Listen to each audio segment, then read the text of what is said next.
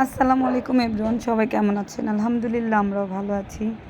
তো সাদ হচ্ছে গেম বক্সে এসেছে।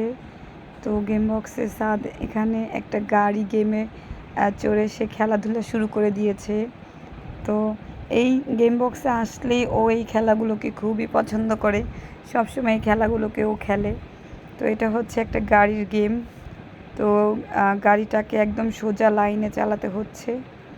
তো ও ট্রাই করে আসলে খেলাধুলা করার জন্য, যেটা না পারে সেটাও চেষ্টা করে খেলার জন্য।